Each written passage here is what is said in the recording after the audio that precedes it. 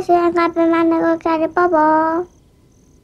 آدم که از تماشای فرشته ها خسته نمیشه. برو دخترم، مامانت تو کوچه منتظره. برو. بابا شما مامان بدت میاد؟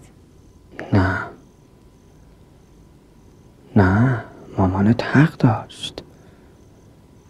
نگران بود که اگه بخواد برات خواهر یا برادر بیاره مثل من مریض بشه. واسه همین از من جدا شد. برو دختر. مامان اصلال میکنه ولی من دلم نمیخواد. چی رو؟ به این آقایی که مامان باش عروض کرده بگم بابا بگم.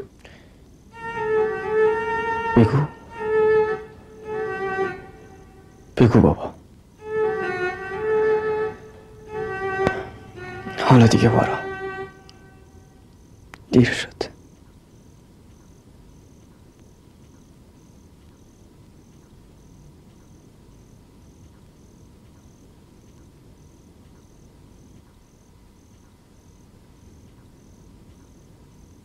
بابا نه دوست دارم.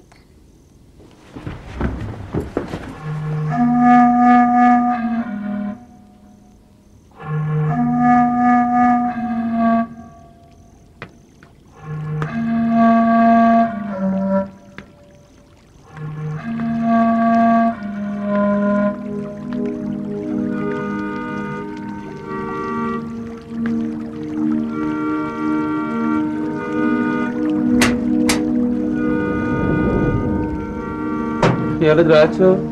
یه ساعت ما رو علاف کردی. خداحافظ شما.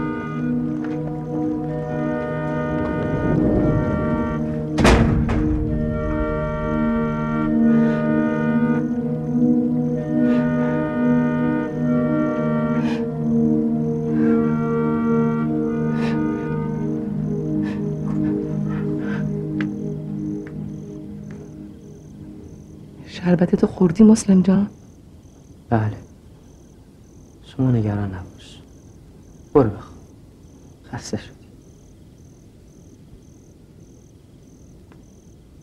الهی مادرت بمیره برات. ای کاش میمردم و همچین روزایی رو نمیدیدم.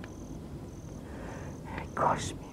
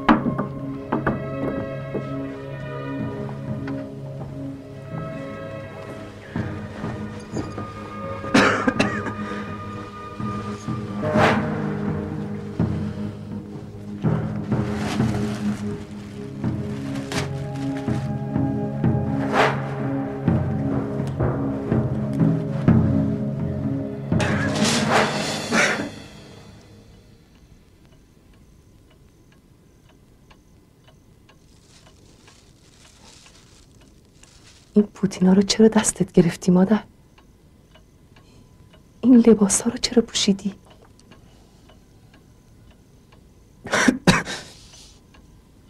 جایی میخوای بری مادر؟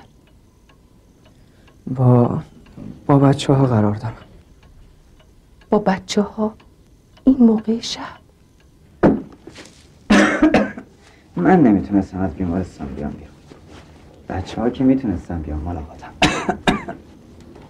آخه این بچه ها فکر مریضی تو رو نکردم که نصف شب باهات قرار گذاشتم. اگه یه وقت حالت به هم خورد من چه خاکی به سرم بریزم؟ بعد از این همه سال بهشترا یه حال دیگه‌ای داره مادر من. الهی فدات شم، دیگه دنبال من نیا. برو بخواب قربونت. برم بخوابم؟ یعنی فکر نمی کنی که دل مادر پیرت بعد از 4 ماه دوری به همین یه شب خوش بود؟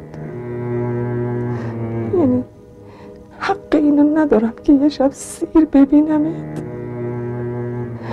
فردا صبح که برگردی بیمارستان باز منم و این خونه خالی مادر. خدا رو شکر کن جلوی چشات نیستم، وگرنه شما هم مثل من شیمیایی میشدی. منو عراقی ها شیمیایی کردن، شما رو غم و غصه قبول کن دیگه. هرچی جلو چشات نباشم بهتره. بخند دیگه فدات شم. اخم نکن.